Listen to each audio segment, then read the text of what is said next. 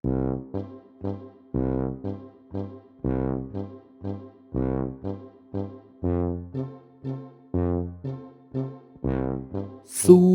ស្តីក្មេងៗទាំងអស់គ្នាថ្ងៃនេះលោកពូខ្មៅដៃនឹងនាំប្អូនៗទាំងអស់គ្នារៀនស្រៈនិស្ស័យខ្មែរថ្មីមួយទៀតតើជាស្រៈអ្វីទៅ បើចង់ដឹងតទៅស្គាល់សូរស្រៈថ្មីនោះទាំងអស់គ្នា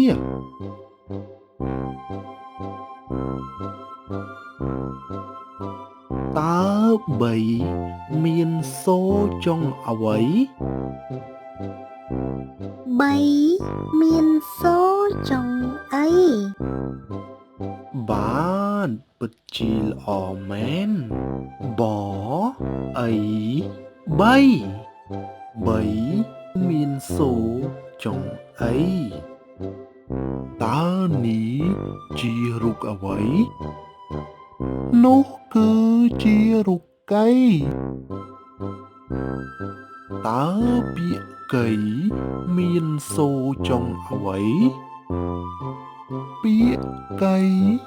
មានសូរចុងអីបាទពិតជាត្រឹមត្រូវពាក្យកៃមានសូរចុងអីកអីកៃតើនេះជារូបអ្វីនោះគឺជារូបសីតើពាក្យសីមានសូរចុងអ្វីពាក្យសីមានសូរចុងអីបាទពិតជាត្រឹមត្រូវពាក្យសីមានសូរចុងអីសអីសីតើត្រូវសរសេរបែបណាទៅចាំពូបង្រៀនស្រៈអី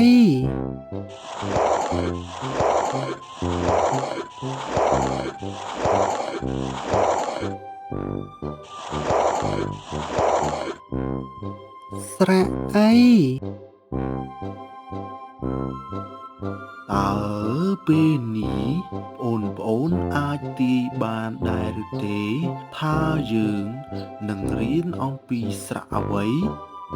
ពួកយើងដឹងហើយថ្ងៃនេះយើងនឹងរៀនអំពីស្រៈអី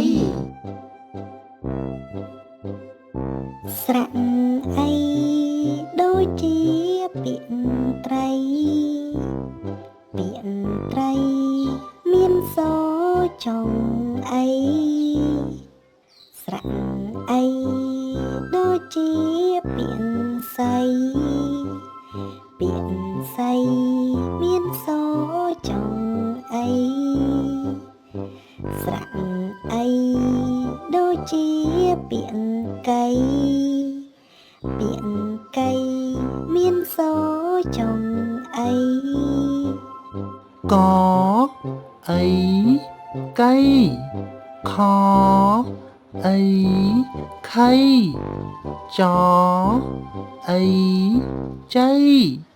ឆអីឆៃ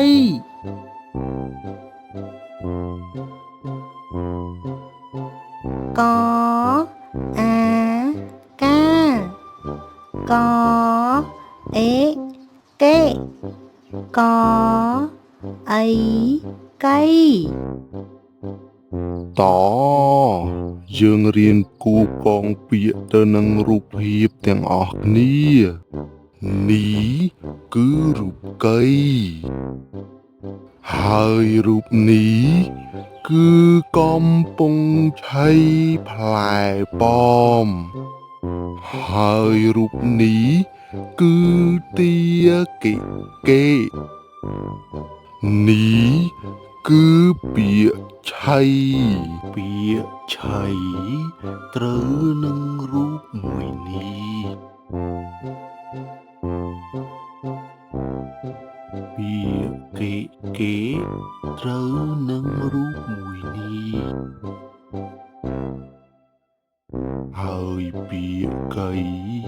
ត្រូវនឹងរូបមួយនោះ គេខាគេឆាផ្សិតគេឆៃផ្សិតឆា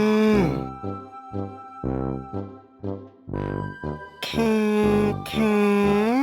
ห่อត្រី